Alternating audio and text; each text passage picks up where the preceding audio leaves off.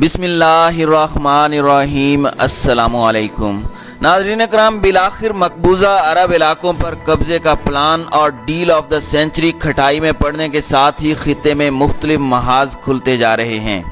تازہ ترین اطلاعات آ رہی ہیں کہ ایران کے شہر نتنز میں نیوکلیئر پاور پلانٹ میں ایک پراسرار دھماکہ ہوا ہے، جس کے نتیجے میں ایران کے ایڈوانس سیکنڈ جنریشن سینٹی فیوجز جل کر تباہ ہو گئے ہیں اور ایران کے نیوکلیئر بم بنانے کی صلاحیت مزید 2 مہینے پیچھے چلی گئی ہے، اور کہا جا رہا ہے کہ اسے اسرائیل نے سائبر حملوں کے ذریعے نشانہ بنایا ہے، جبکہ ٹائمز آف اسرائیل کا کہنا تھا کہ پچھلے جمعے یعنی 26 جون کو بھی تہران کے مشرقی علاقے میں بڑی کارروائی کی گئی، جس کے نتیجے میں زیر زمین ٹنل میں دھماکہ ہوا جہاں پر میزائل تیار کیے جا رہے تھے، جبکہ اس حملے کے متعلق ٹائمز آف اسرائیل کا کہنا ہے کہ ممکنہ طور پر اسرائیل کے F-35 طیاروں نے ایران میں داخل ہو کر کارروائی کی تھی۔ یعنی اسرائیل کا deal of the century plan کھٹائی میں پڑنے کے ساتھ ہی مشرق وسطیٰ میں جنگ کی آگ بھڑکانے کی کوشش کی جا رہی ہے۔ دوسری طرف ترکی اور نیٹو کے تعلقات کشیدہ ہوتے جا رہے ہیں، اور حال ہی میں بحیرہ روم میں ترکی اور فرانس کے بحری جہاز ایک دوسرے کے سامنے آ گئے تھے،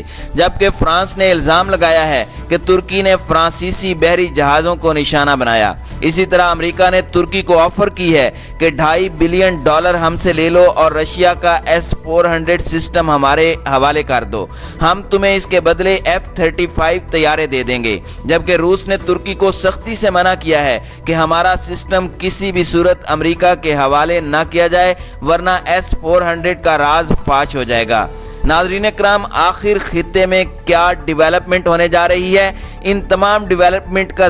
ذکر ہم موجودہ ویڈیو کے اندر کریں گے۔ ناظرین اکرام، گزشتہ 10 دنوں میں اہم واقعات پیش آئے ہیں اور 2 بڑے دھماکے ایران کے ملٹری تنصیبات پر کیے جا چکے ہیں، وہ بھی اس وقت کہ جب ڈیل آف دا سینچری مکمل ناکامی کا شکار ہو چکی ہے اور ٹرمپ کی جانب سے اپنے داماد جیڈ کشنر کو قربانی کا بکرا بناتے ہوئے اسے عہدے سے فارغ کرنے کی باتیں گردش کر رہی ہیں، جبکہ اسرائیل کا مقبوضہ علاقوں کا الحاق والا منصوبہ کھٹائی میں پڑنے کے ساتھ سخت گیر عیسائی زائنسٹ اور یہودی زائنسٹ نے کہنا شروع کر دیا ہے کہ اس دفعہ ٹرمپ کو الیکشن میں سخت نقصان ہوگا، کیونکہ اس نے سخت گیر یہودیوں اور عیسائیوں کو ناراض کر دیا ہے۔ اسی طرح نیتن یاہو کو بھی اس وقت سخت قدامت پسند یہودیوں کی جانب سے شدید تنقید کا سامنا کرنا پڑا ہے، اور نریندر مودی بھی لداخ میں پڑنے والی مار کے بعد شدید دباؤ کا شکار ہے۔ ایسی صورتحال میں دنیا بھر میں نت نئے واقعات کے ذریعے اندرونی پریشر کو ڈائیورٹ کرنے کی کوشش کی جا رہی ہے، جبکہ ایران کے حوالے سے اطلاعات آئی ہیں کہ اس کے ہاں گزشتہ 10 دنوں میں 2 بڑے دھماکے ہوئے ہیں۔ ایک دھماکہ گزشتہ روز نتنز نامی شہر میں ہوا تھا، جس میں ایران کے نیوکلیئر پلانٹ کو سائبر حملوں کا نشانہ بنایا گیا، جس کے نتیجے میں عمارت جل کر راکھ ہو گئی اور اسے سائبر وارفیئر کا باقاعدہ آغاز قرار دیا جا رہا ہے۔ امریکی تجزیہ کاروں کا کہنا ہے کہ تباہ شدہ عمارت دراصل ایک نیا سینٹری فیوجز پروڈکشن پلانٹ تھا، جو کہ اصفہان کے شہر نتنز میں واقع ہے اور یہ تہران سے 250 کلومیٹر دور ہے، جبکہ اس کے تہہ خانے میں ایک اور فیسلٹی ہے جو تقریباً 7.6 میٹر گہری ہے اور اسے کنکریٹ سے تیار کیا گیا ہے تاکہ ایئر سٹرائک سے بچایا جا سکے، جبکہ ٹائمز آف اسرائیل کا یہ بھی کہنا ہے کہ ان حملوں کے پیچھے ممکنہ طور پر اسرائیل کا ہاتھ ہے، جبکہ ساتھ میں یہ بھی کہا گیا کہ چند دن پہلے ایران کی جانب سے اسرائیل کے واٹر انفراسٹرکچر پر سائبر حملہ کیا گیا تھا، جسے اسرائیلی سائبر ڈیفنس نے کسی حد تک غیر مؤثر کر دیا تھا۔ اگر یہ حملہ کامیاب ہو جاتا تو پورے اسرائیل کو پانی کی سپلائی رک سکتی تھی، یا پھر ان حملوں کے نتیجے میں کلورین کی خطرناک مقدار پانی میں شامل ہو سکتی تھی۔ اس کے جواب میں یہ سائبر حملے ایران میں کیے گئے ہیں۔ اسی طرح کویتی نیوز پیپر الجریدہ ڈیلی کا کہنا ہے کہ 26 جون کو ریڈار پر نظر نہ آنے والے اسرائیلی اسٹیلتھ طیارے F-35 مبینہ طور پر ایران میں داخل ہوئے تھے اور پارچین نامی علاقے میں میزائلوں کی فیکٹری کو نشانہ بنایا تھا، جبکہ انڈر گراؤنڈ ٹنل جہاں میزائل تیار ہو رہے تھے اسے بھی نشانہ بنانے کی کوشش کی گئی، لیکن ایرانی حکام نے ان دونوں حملوں پر کافی دنوں تک خاموشی اختیار کی رکھی تاکہ عوام میں تشویش کی لہر نہ دوڑے۔ لیکن مختلف ذرائع سے اور یورپین سیٹلائٹ امیجز ریلیز ہونے کے ساتھ ہی ایران کی ایٹامک انرجی آرگنائزیشن نے اقرار کیا تھا کہ ایک حادثہ ضرور ہوا ہے، لیکن اس کے نتیجے میں ایک انڈر کنسٹرکشن بلڈنگ کو نقصان پہنچا تھا۔ لیکن خفیہ ذرائع کے مطابق ایران کے نیوکلیر چیف نے حملہ ہوتے ہی جائے وقوع پر پہنچ کر جائزہ لیا تھا۔ کویتی اخبار الجزیرہ ڈیلی کے مطابق اسرائیل کے F-35 طیاروں نے جنوبی اسرائیل سے اڑان بھری تھی اور ایران میں بامبنگ کر کے واپس آ گئے تھے اور ری فیولنگ کی ضرورت بھی نہیں پڑی تھی۔ ناظرین اکرام، یہ بہت بڑا واقعہ ہے۔ اگر یہ بات ثابت ہو جائے کہ اس میں اسرائیل ملوث تھا تو مشرق وسطیٰ میں جنگ کی آگ کسی بھی وقت بھڑک سکتی ہے، جبکہ اسرائیل F-35 طیاروں کا استعمال شام اور عراق میں بھی کرتا رہا ہے۔ ان حملوں کی ٹائمنگ اور ڈیٹ اگر چیک کی جائے تو آپ کو اندازہ ہوگا کہ پچھلے سال بھی انہی ایام میں ایران اور دوسری جگہوں پر مختلف واقعات کروائے گئے تھے۔ ٹائمز آف اسرائیل نے 9 جولائی 2019 کو خبر نشر کی تھی کہ اسرائیلی وزیر اعظم نیتن یاہو نے ایران کو خبردار کیا تھا کہ اسرائیل کے F-35 طیارے مڈل ایسٹ میں کہیں بھی پہنچ سکتے ہیں، کیونکہ یہ 5th جنریشن طیارے ریڈار کی پہنچ میں نہیں آتے۔ اور مارچ 2018 میں یہ بھی خبر آئی تھی کہ اسرائیل کے F-35 طیاروں نے ایرانی حدود میں داخل ہو کر تہران، اصفہان، شیراز اور بندر عباس پر پروازیں کی تھیں اور ایران کی اہم تنصیبات کی فوٹیج بنائی تھیں۔ اس واقعہ کو ایرانی ایئر فورس کے چیف بریگیڈیئر فرزاد اسماعیلی نے 1 سال تک چھپائے رکھا، لیکن بعد میں جب دوسرے ذرائع سے خبریں لیک ہوئیں تو ایرانی سپریم لیڈر آیت اللہ خامنہئی کی جانب سے تحقیقات کروائی گئیں تو پتہ چلا کہ اسرائیلی طیارے داخل ہوئے تھے، لیکن دانستہ اس کو اسی لیے چھپایا گیا کہ کہیں ایرانی ایئر چیف کی نوکری نہ چلی جائے، جبکہ تفتیش کے بعد ایرانی سپریم لیڈر نے مذکورہ کمانڈر کو عہدے سے فارغ کر دیا تھا۔ واضح رہے کہ جب اسرائیلی F-35 طیارے ایران میں داخل ہوئے تھے تو وہاں پر رشین S-3 نامی ڈیفنس سسٹم تعینات تھے جو اسٹیلتھ طیاروں کو ڈیٹیکٹ نہ کر پائے، جس کے بعد رشین S-300 کو ایٹمی تنصیبات سے ہٹا دیا گیا تھا۔ اس لیے رشین سسٹم S-400 سے اسرائیل اور امریکہ شدید خائف ہیں، کیونکہ S-400 کے بارے میں امریکہ کو خدشہ ہے کہ یہ F-35 طیاروں کی شناخت کر لیتا ہے۔ اس لیے امریکہ اور اسرائیل کی خواہش ہے کہ کسی طرح S-400 کے خفیہ راز معلوم کیے جائیں۔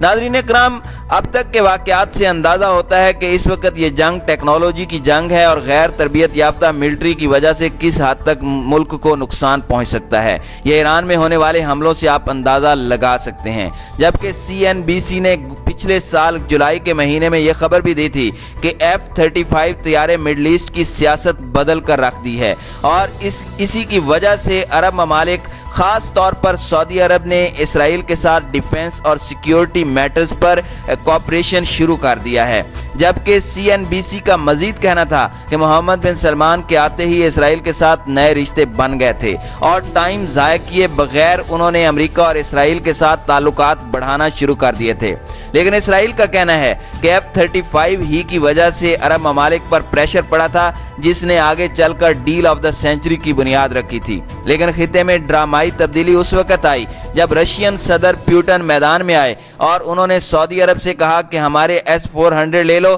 یہ میزائلوں کے ساتھ ساتھ F-35 کو بھی اڑا کر رکھ دیں گے۔ جبکہ اب تک دنیا بھر کے ڈیفنس حلقوں میں یہ بات بھی گردش کر رہی ہے کہ آیا S-400 F-35 کو ڈیٹیکٹ کر پاتے ہیں یا نہیں، جبکہ امریکہ کو خدشہ ہے کہ اگر S-400 نے ان کے اسٹیلتھ طیاروں کو ڈیٹیکٹ کر لیا تو اس کی مارکیٹ گر جائے گی اور امریکہ کے بلینز آف ڈالر کے یہ طیارے کوئی نہیں خریدے گا۔ جبکہ ترکی نے بھی امریکہ کی مخالفت کے باوجود S-400 رشیا سے خریدا تھا، کیونکہ ماضی میں جن فوجیوں نے اردگان کا تختہ الٹنے کی کوشش کی تھی اس میں امریکہ کے F-16 طیارے استعمال ہوئے تھے۔ ترکی کا کہنا تھا کہ اگر ان کے پاس S-400 نظام ہوتا تو ہم بآسانی F-16 طیاروں کو گرا سکتے تھے، اس لیے وہ S-400 خریدنے پر مجبور ہوئے جو کہ ترکی کے دارالحکومت میں تعینات کیا جائے گا۔ لیکن چونکہ ترکی نے امریکہ سے F-35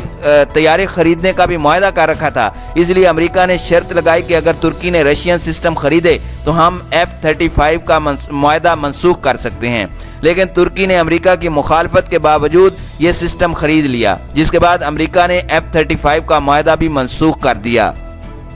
امریکہ کا موقف ہے کہ اگر ترکی کو F-35 دیے گئے तो तुर्की इन तैयारों को S-400 पर टेस्ट करेगा और पता चलाने की कोशिश करेगा कि आया रशियन सिस्टम F-35 तैयारे को डिटेक्ट करता है या नहीं, और ऐसी सूरत में अमेरिकी तैयारे की खुफिया सलाहियत एक्सपोज हो सकती है और इसकी खामी से फायदा उठाकर रशिया अपने सिस्टम को अपग्रेड कर सकता है। जबकि हाल ही में अमेरिका ने नया पता फेंकते हुए कहा कि वो हमसे $2.5 बिलियन ले लें और रशियन सिस्टम हमारे हवाले कर दे, लेकिन रशिया ने तुर्की को मना कर दिया है कि हमारी इजाजत के बगैर वो अमेरिका को हमारा सिस्टम फरोख्त नहीं कर सकता, क्योंकि अमेरिका उसकी पोशीदा सलाहियतों का पता चलाने और अपने F-35 को अपग्रेड करने की कोशिश करेगा। जबकि फ्रांस के साथ तुर्की के ताल्लुकात भी कशीदा होते जा रहे हैं और गुज़श्ता दिनों मेडिटेरियन सी में फ्रांस के बहरी जहाज ने लीबिया की तरफ जाने वाले बहरी जहाज़ों को रोककर तलाशी ली ताकि चेक किया जाए कि असला तो नहीं लेकर जाया जा रहा, जिस पर तुर्की के जहाज हरकत में आ गए और मज़कूरा बहरी जहाज को छुड़वाने की कोशिश की।